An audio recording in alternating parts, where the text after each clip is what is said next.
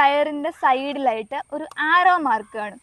അതിന്റെ നേരെ ചീപ്പ് റേറ്റിന് കിട്ടുമെന്ന ഒറ്റ കാരണം കൊണ്ട് നമ്മളിൽ പലരും ലൈഫിൽ ഒരു തവണയെങ്കിലും വണ്ടിക്ക് ടയർ മാറാൻ നേരത്ത് യൂസ്ഡ് ടയറുകൾ മാറിയിട്ടവരായിരിക്കും ഭൂരിപക്ഷം പേര്. ഈവൻ നമ്മൾ വരെ എനിക്ക് തോന്നുന്നു 2-3 തവണയോളം യൂസ്ഡ് ടയേഴ്സ് ഈ വാഗണാറിൽ യൂസ് ചെയ്തിട്ടുണ്ട്. അപ്പോൾ ശരിക്കും പറഞ്ഞാൽ നമ്മൾ ഇങ്ങനെ യൂസ്ഡ് ടയേഴ്സ് മേടിക്കുന്നതിൻ്റെ മെയിൻ ഒരു പോയിന്റ് എന്ന് പറഞ്ഞാൽ എന്താണ്, നമുക്കൊരു പുതിയ ടയർ മേടിക്കുന്നതിൻ്റെ പകുതിയിലും താഴെ വിലയ്ക്ക് നമുക്ക് സാധനം മാറാനായിട്ട് പറ്റുന്നുള്ള ഒറ്റൊരു പോയിന്റോടാണ് നമ്മൾ മാറുന്നത്. അതേസമയം നമ്മൾ വേറെ അതിൻ്റെ ഒരു തരത്തിലുള്ള നെഗറ്റീവ് സൈഡുകളും അപ്പം നമ്മൾ നോക്കുന്നില്ല എന്നുള്ളതാണ്. മാത്രമല്ല ആ നെഗറ്റീവ് സൈഡുകളെ പോളിഷ് ചെയ്ത് നമ്മുടെ ആ കടക്കാർ നമ്മളോട് പറഞ്ഞു തരും. ലൈക്ക് എന്താണ്, ഈ യൂസ്ഡ് ടയർ ഇടുന്നതുകൊണ്ട് ഒരു പ്രശ്നവും ഇല്ല, കാരണം ഇത് നമ്മൾ ഈ ജപ്പാനിൽ നിന്നൊക്കെ ഇങ്ങോട്ടേക്ക് ഇമ്പോർട്ട് ചെയ്ത് കൊണ്ടുവന്നതാണ്. അതുകൊണ്ട് തന്നെ അവിടുത്തെയൊക്കെ ആ രാജ്യത്തെയൊക്കെ നിയമം എന്ന് പറഞ്ഞാൽ അതായത് ബാലൻസ് 30%, അതായത് നമ്മളെപ്പോഴും ഈ ട്രെഡ് വെയർ ഇൻഡിക്കേറ്റർ പറയത്തില്ല, അതായത് ടയർ ഇത്രമാത്രം തേയുമ്പോൾ മാറണമെന്ന്. അപ്പോൾ അവർ പറയും ഈ ജപ്പാനിലൊക്കെ മൊത്തം തേയാനായിട്ടൊന്നും അവർ നോക്കിയിരിക്കത്തില്ല,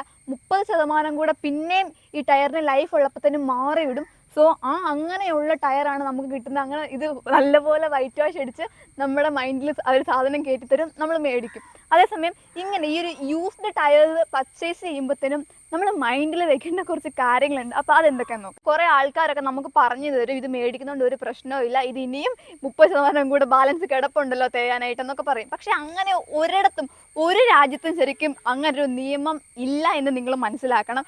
എല്ലായിടത്തും നിലവിലുള്ള ഒരു നിയമം എന്ന് പറഞ്ഞാൽ ഈ ട്രെഡ് വെയർ ഇൻഡിക്കേറ്ററെ കറക്റ്റ് അത് തേയുന്ന ഒരു പരിവമുണ്ടല്ലോ, നിങ്ങൾക്ക് അറിയാമല്ലോ. ഇപ്പം ജസ്റ്റ് ടയറിലോട്ട് നോക്കുവാണെങ്കിൽ ഈ ടയറിൻ്റെ സൈഡിലായിട്ട് ഒരു ആരോ മാർക്ക് കാണും.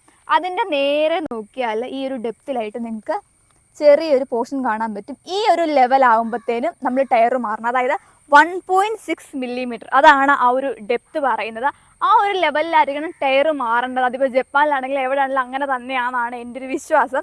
അല്ലാതെ ഒരിടത്തും ഈ 30% 40% സംഭവമൊന്നും ഇല്ല കേട്ടോ. അപ്പോൾ അതിൽ ആരും വീഴാതിരിക്കുക. നമ്മളൊരു യൂസ്ഡ് ടയർ മേടിക്കാൻ മുമ്പത്തേനും അതിൻ്റെ യാതൊരുവിധ ഹിസ്റ്ററിയും നമുക്കറിയത്തില്ല. ലൈക്ക് അത് പാസ്റ്റിൽ എങ്ങനെയുള്ളൊരു കണ്ടീഷനിലാണ് ആ ടയർ അവർ ഉപയോഗിച്ചിട്ടുള്ളത് നമുക്കറിയത്തില്ല. അതിന് എന്തെങ്കിലും ബൾജിങ് ഇഷ്യൂസ് ഉണ്ടായിരുന്നുണ്ട്, ഇങ്ങനത്തെ കുറേ പ്രശ്നങ്ങളൊന്നും നമ്മൾ അറിയാതെ പോകുന്നുണ്ട്. ലൈക്ക് ഇപ്പം നമുക്കറിയാലോ, കൂടുതൽ ഇപ്പം മുട്ടട്ടയർ നല്ലപോലെ ഇട്ട് ഓടിച്ചവരാണെന്നുണ്ടെങ്കിൽ കമ്പി തെളിയുന്നത് നിങ്ങൾ കണ്ടിട്ടുണ്ടായിരിക്കും. അതായത് നമ്മുടെ ഈ ഒരു ടയറിൻ്റെ ഉള്ളിൽ കൂടി ഒരു സ്റ്റീൽ വയർ പോകുന്നുണ്ട്. അപ്പം ആ ഒരു സ്റ്റീൽ വയർ പ്രോപ്പറായിട്ട് അവിടെ ഉള്ളതുകൊണ്ടാണ് നമുക്കറിയാലോ ഓരോ ടയറിലും നമ്മൾ എത്ര PSI എയർ അടിക്കുന്നു. അപ്പോൾ അതിനെ കറക്റ്റായിട്ട് ഈവനായിട്ട് അതിനെ ആ ഒരു എയറിനെ ഇങ്ങനെ നിർത്തുന്നത് ഈ ഒരു സ്റ്റീൽ വയറിനൊക്കെ പങ്കുള്ളതാണ്. അപ്പം ഈ ഒരു മാനുഫാക്ചറിങ് ഡിഫക്റ്റ് കാരണം ഈ പറഞ്ഞ സ്റ്റീൽ വയറിൽ എവിടെയെങ്കിലും ചെറിയൊരു കണ്ടിന്യൂറ്റി പ്രശ്നമോ വല്ലതും ഉണ്ടെങ്കിൽ നമ്മൾ നോർമലായിട്ട് വേണ്ട പ്രഷറിലുള്ളപ്പോഴും വണ്ടിയിൽ ഇപ്പോൾ ലോഡൊക്കെ നല്ലപോലെ കൂടുതലുണ്ടെന്ന് വയ്ക്കുക, അങ്ങനത്തെ സിറ്റുവേഷനിൽ ആ ഒരു ഡിസ്കണ്ടിന്യൂഷൻ ഉള്ള പോർഷനിൽ ബൾജിങ്ങിനൊക്കെ ചാൻസ് ഉണ്ട്. ഇതൊന്നും നമ്മൾ ഷോപ്പിൽ പോയി ടയർ നോക്കുമ്പോഴത്തേനും ഈ ചെറിയ ബൾജിങ് ഒന്നും നമ്മൾ അറിയത്തില്ല. നമ്മളിത് കാശ് കൊടുത്ത് മേടിച്ചുകൊണ്ട് വണ്ടിയിലിട്ട്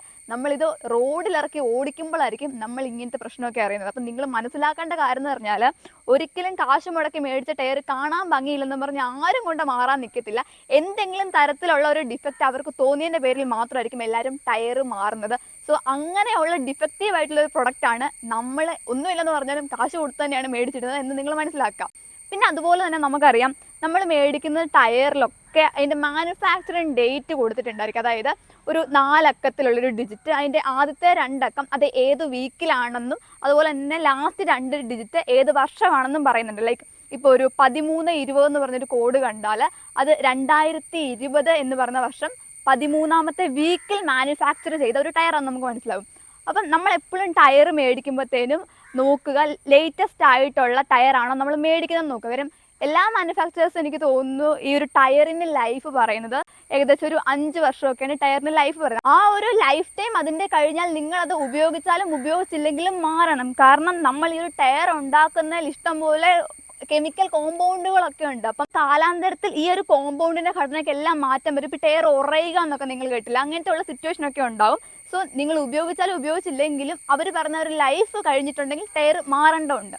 ഓക്കെ, നമ്മൾ പറഞ്ഞു വന്ന പോയിന്റ്, നമ്മൾ ടയർ പർച്ചേസ് ചെയ്യാൻ നേരത്തെ എന്ത് നോക്കുന്നു, ഞാൻ മേടിക്കുന്നത് ലേറ്റസ്റ്റ് ആയിട്ട് ഉണ്ടാക്കിയ ഒരു ടയർ ആണോ നോക്കുന്നു. അപ്പം യൂസ്ഡ് ആയിട്ടുള്ള ടയർ പർച്ചേസ് ചെയ്യുമ്പോഴത്തേനും ഈവൻ അവർ ഈ ഡേറ്റ് വരെ, ഈ മാനുഫാക്ചറിങ് ഡേറ്റ് വരെ അവർ കറപ്റ്റ് ചെയ്യുന്നതായിട്ട് പല കേസസിൽ ഞാൻ കണ്ടിട്ടുണ്ട്. ഇപ്പോൾ റീസെൻ്റ് ആയിട്ടൊരു സംഭവം ഞാൻ ഇതുമായിട്ട് ബന്ധമുള്ളതല്ല എന്നാലും പറയുകയാണ്. ഇതിന് മുന്നേ നമ്മളെ ഒരു ചേച്ചി വിളിച്ച് പറഞ്ഞാണ്, സർവീസ് സെൻറ്ററിലേക്ക് കൊണ്ടുപോയ വണ്ടി അത് തിരിച്ചു വന്നപ്പോഴത്തേനും അവർ കൊടുത്തു വിട്ടപ്പോഴത്തേനും അത്യാവശ്യം ഇനിയും നല്ലപോലെ 50% കൂടുതൽ ഓടാനായിട്ടുള്ള ടയർ ഉണ്ടായിരുന്ന വണ്ടിയാണ്. വന്നപ്പോഴത്തേനും ഒരു ടയർ മാത്രം ഏതാണ്ട് പഴയ ഒരു ടയർ ഇട്ടേക്കുന്നത്. അപ്പം അവർക്ക് മനസ്സിലായി അവരുടെ ടയർ അല്ലെന്ന്. എന്നിട്ട് അവർ ഇതുപോലെ മാനുഫാക്ചറിങ് ഡേറ്റ് നോക്കുവാണ്, 3 ഒക്കുന്നുണ്ട്, ബാക്കി 3 ടയറിൻ്റെ സെയിം ആണ്.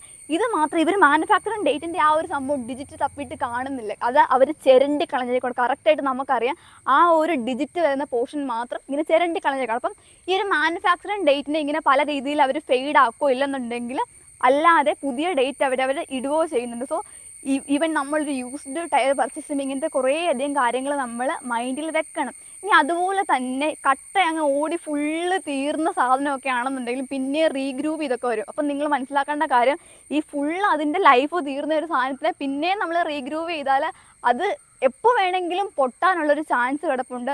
നമ്മുടെ ലൈഫിനെ നമ്മൾ റിസ്ക് ചെയ്യുന്നതിന് തുല്യമാണ് ഇങ്ങനെയുള്ള ടയറൊക്കെ മേടിച്ചിടുന്നത്. മാത്രമല്ല, മുന്നേ ഞാൻ പറഞ്ഞ പോലെ തന്നെ മറ്റ് രാജ്യത്തുനിന്ന് ഇമ്പോർട്ട് ചെയ്ത് വരുന്ന ടയർ എന്ന് പറയുമ്പോഴത്തേനും അവിടുത്തെ ഒരു വെതർ കണ്ടീഷന്, ക്ലൈമറ്റ് കണ്ടീഷനല്ല നമ്മുടെ രാജ്യത്തുള്ളത്. സോ ഓരോ രാജ്യത്തും ഓരോ സാധനങ്ങളും അവർ മാനുഫാക്ചർ ചെയ്യുന്നത് അവിടുത്തെ കണ്ടീഷന് വേണ്ടിയിട്ടാണ്. ഓക്കെ, അപ്പം ആ ഒരു കണ്ടീഷനിൽ അവിടുത്തെ ഇപ്പോൾ ജപ്പാനിലെ ടയർ അവിടുത്തെ ടെമ്പറേച്ചറിന് വേണ്ടിയിട്ടാണ് അവർ ഡിസൈൻ ചെയ്തിട്ടുള്ളത്. അത് ഇവിടെ വന്നിട്ട് പ്രോപ്പറായിട്ട് ഓടണമെന്ന് നിർബന്ധമില്ല. ഇങ്ങനെയുള്ള ടെമ്പറേച്ചർ വേരിയേഷനൊക്കെ വരുന്നത് കാരണവും ഇത് യൂസ്ഡ് ടയർ ആയതുകൊണ്ടും ഇത് ബ്ലാസ്റ്റ് ചെയ്യാനുള്ള ചാൻസസ് വളരെ കൂടുതലാണ്. ഇപ്പോൾ കുറച്ച് ആൾക്കാർ വന്നിട്ട് പറയും, ഞാൻ യൂസ്ഡ് ടയേഴ്സ് ഇത്ര വർഷമായിട്ട് ഉപയോഗിക്കുന്നുണ്ട്, എന്നിട്ട് എനിക്ക് ഒരു തരത്തിലുള്ള പ്രശ്നങ്ങൾ വന്നിട്ടില്ല. അതൊക്കെ കംപ്ലീറ്റ്ലി ഭാഗ്യം എന്ന് പറയാനായിട്ടുള്ളൊരു സംഭവമാണ്. ഒരു തവണ ചക്ക വീണ് മുതൽ ചെത്തിൽ എന്ന് പറഞ്ഞിട്ട് അങ്ങനെയൊക്കെ നമുക്ക് പറയാൻ പറ്റുള്ളൂ. അപ്പോൾ എന്തായാലും ഞാൻ പറഞ്ഞു വെച്ചെന്ന് പറഞ്ഞാൽ, ഈവൻ നമ്മളും ഞാൻ പറഞ്ഞില്ല 2-3 തവണ നമ്മൾ യൂസ്ഡ് ടയേഴ്സ് തന്നെ ഉപയോഗിച്ചിട്ടുണ്ട്. അത്യാവശ്യം നമ്മളത് ഓടിച്ചിട്ടുമുണ്ട്. പക്ഷേ എന്നാലും ഇങ്ങനത്തെ കുറേ ഫാക്ടേഴ്സ് ഇതിൻ്റെ പുറകെ കിടപ്പുണ്ട്. മനസ്സിലാക്കുക, ചീപ്പ് റേറ്റിൽ സാധനം കിട്ടുമെന്ന് പറഞ്ഞ് മേടിച്ചിടായിരിക്കും. എനിക്ക് തോന്നുന്നു നമുക്ക് ഈ 4 ടയറും കൂടെ മാറുമ്പോഴത്തേനും ഒറ്റയടിക്ക് ഒരു 17,000-20,000 രൂപ ഇൻവെസ്റ്റ് ചെയ്യാൻ നമ്മുടെ കാണത്തില്ല. പക്ഷേ എന്നാലും ഇന്ന് എനിക്ക് തോന്നുന്നു ഓൾമോസ്റ്റ് എല്ലാ ടയർ ഷോപ്പുകളിലും EMI ഓപ്ഷൻ അവൈലബിൾ ആണ്. അപ്പോൾ നിങ്ങൾക്ക് ഒരു 2,000-3,000 ഒക്കെ വെച്ച് മാസം അടവടച്ച് അതങ്ങ് തീർത്താൽ മതിയാവും. അതേസമയം നിങ്ങളൊന്ന് ആലോചിച്ച് നോക്കുക, നിങ്ങളൊരു 10,000 രൂപയ്ക്ക് 4 ടയറും യൂസ്ഡ് ടയറും മേടിച്ചിട്ടു, അത് 2-3 മാസം കഴിയുമ്പോഴത്തേന് പൊട്ടിയാൽ പിന്നെയും നിങ്ങൾ യൂസ്ഡ് ടയർ തന്നെ മേടിച്ചിട്ടുണ്ടെങ്കിൽ പിന്നെ നിങ്ങളുടെ കയ്യിൽ നിന്ന് തന്നെയല്ലേ കാശ് പോകുന്നത്. ആ 10,000-ന് അവിടെ ഒരു ഇതുമില്ല. അതേസമയം നമ്മളൊരു പുതിയ ടയർ മേടിച്ചാൽ നമുക്ക് വാറണ്ടി കിട്ടും. യൂസ്ഡ് ടയറിന് വാറണ്ടി ഇല്ല. അപ്പോൾ ഇങ്ങനത്തെ കുറേ ഡിഫക്റ്റ് മാത്രമേ യൂസ്ഡ് ടയർ മേടിക്കുന്നതുകൊണ്ട് കുറേ നെഗറ്റീവ് സൈഡ് മാത്രമേ ഉള്ളൂ. ഒറ്റ പോസിറ്റീവ് എന്ന് പറഞ്ഞാൽ ചീപ്പ് റേറ്റ്.